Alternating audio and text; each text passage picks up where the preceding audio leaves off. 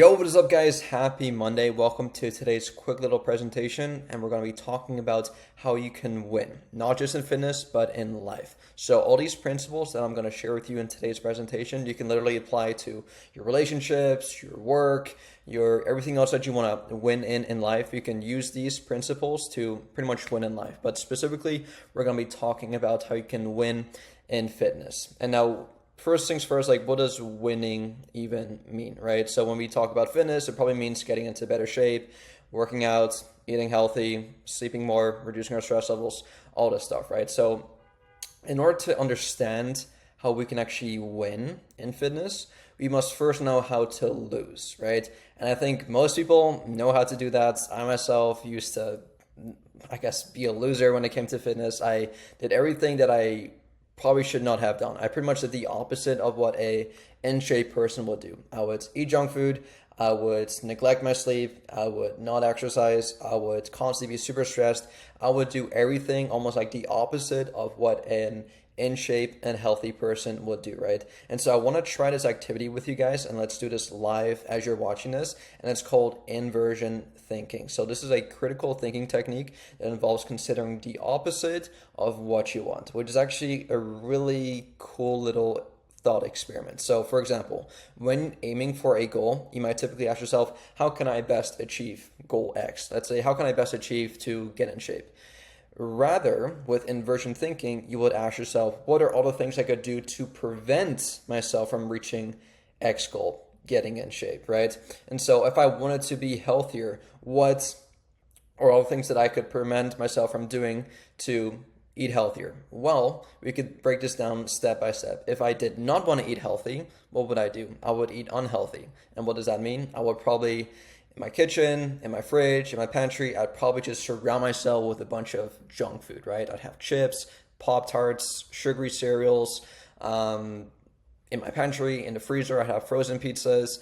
I'd have just a bunch of junk food everywhere, right? If I wanted to eat unhealthy. If I didn't want to work out, I wouldn't get a gym membership. I wouldn't prioritize going to the gym. I won't buy any gym clothes.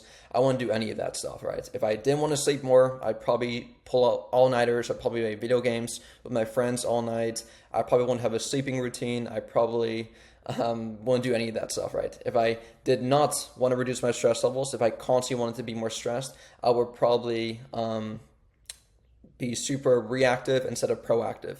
I would not have a to-do list.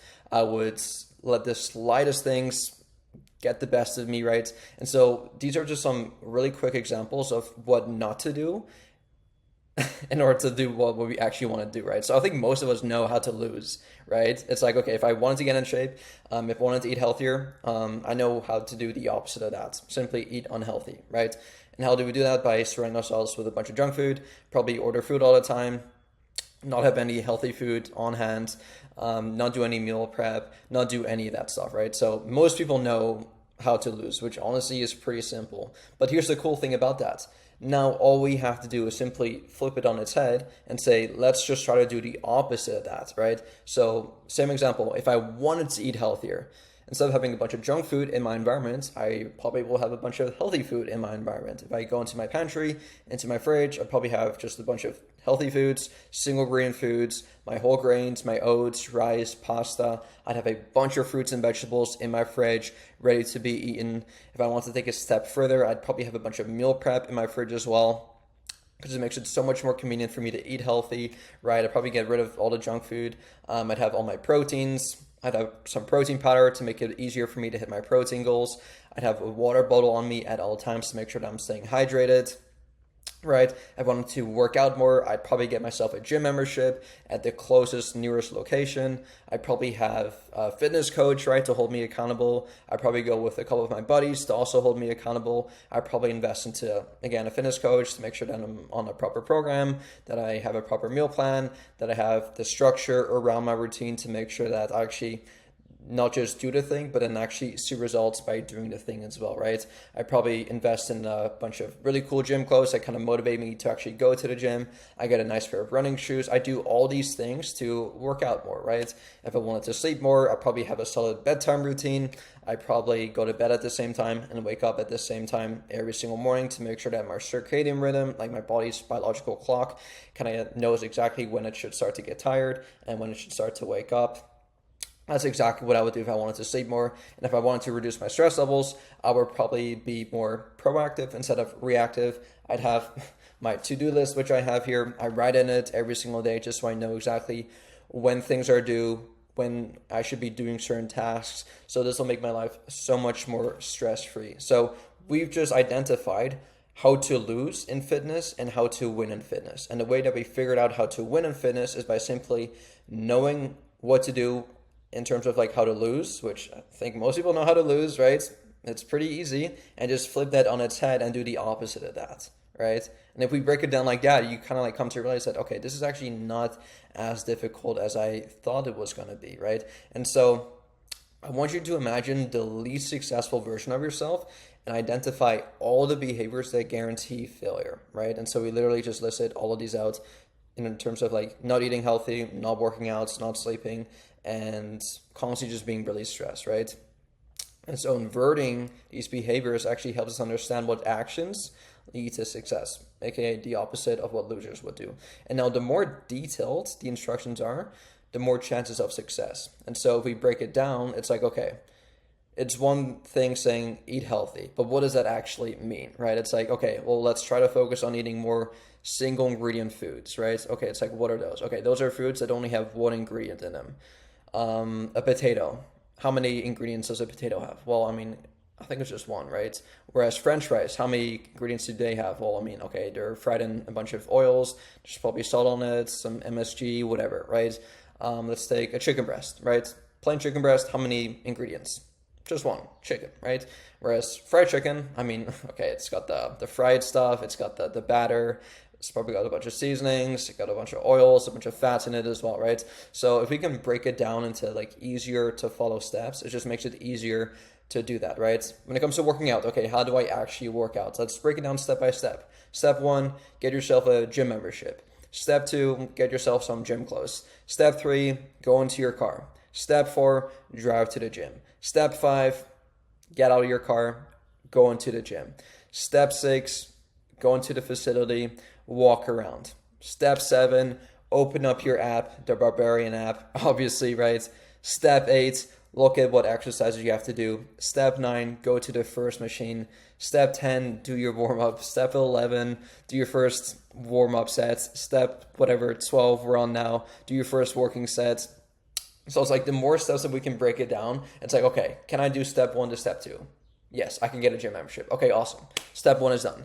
What's step 2? Okay, get some gym clothes. Okay, I can do that. Awesome. Step 3, drive over to the gym. Can I do that? Yes, I can. Okay, let's do that. Step 4. So it's like the more ways that you can kind of like break it down into like easier bite-sized pieces, the more you realize that, okay, this actually isn't that hard, right? Because we like it honestly, like I'll be honest with you guys, it is overwhelming thinking of like if I was a brand new beginner and saying, hey, you have to work out. It's like, oh my God, like what does that even mean, right? It's like, okay, well, I probably need to do all these things, but without actually breaking it down into smaller bite-sized pieces, it just makes it so much more overwhelming, right? And I use this exact same principle with all my clients when we try to achieve our goals, right? Let's say you're 200 pounds right now and you want to get down to 150 pounds. Is your first goal going to be to lose 50 pounds? Of course not. I mean, unless you're a psychopath and you just want to demotivate yourself, it's like that is a big goal, right? Because it's like, okay, you're down here right now and your goals here, it's like that is overwhelming, right? But if you break that big goal down into smaller bite-sized goals, right? Let's say from losing 50 pounds to maybe just losing 5 pounds in the first couple of weeks, right? Okay, can we lose 5 pounds? I mean, yeah, I can do that, right? And then once you lose that 5 pounds, it's like, okay, let's lose another 5 pounds. Can you do that? It's like, yeah, I think I can lose 5 pounds. Okay, awesome. Let's do that. And then from there, let's lose another 5 pounds. And another 5 pounds, and another 5 pounds. Until before you know it, you've gone from here to here by setting and achieving these small little goals along the way, right? And that is also what we kind of like want to do when it comes to honestly creating any new habit, right? So the more detailed the instructions, the more chances of success. So breaking down these complex tasks into simple steps makes success achievable for everyone. And now what's so cool about this is that these skills can be learned and taught. So that means that success, especially in fitness, is not based on just like innate traits, aka like your genetics or like your environment, because we can all kind of like learn these skills, which I think is really freeing, because I think a lot of people like to have like this victim mentality and like to blame outside circumstances for them not being in a situation that they want to be in. And although certain things may not be your fault, at the end of the day, guys, like it is your responsibility. Like it's not my fault that I have been given this body. Like I could blame my parents all I want, but at the end of the day, it is my body. I'm gonna have to do the best that I can with this, right? It's like, okay, I can blame my genetics, I could blame whatever, like I could blame everything, right? But it's like, does this really serve you, right? I want you to think of one example of when you blamed something else and it made you better. You can't think of one, right? Because it doesn't. It's simply false, right? And so the moment that you take full responsibility over your own life, that is the moment that you are in full charge and in full control of your destiny, right? So that's all that I have for you guys for today's presentation of how you can win, not just in fitness, but in life in general. So use these principles, especially the inversion thinking, into everything else that you want to do. How can I guarantee failure in this thing? And I'm sure that's really easy to figure out. And then simply just flip it on its head and just do the opposite. And make sure that you break it down into easy, super simple to follow instructions, step by step by step by step, and you are guaranteed to see results. So I'll let you guys go. Any questions for me, please let me know, and I'll see y'all soon. Peace. Now, if you want to be around a community of like-minded people just like yourself who will educate you, motivate you, and inspire you to absolutely demolish your health and fitness goals, come join the Barbarian Squad down below. I guarantee you, you will not regret it one single bit, and I'll see you inside.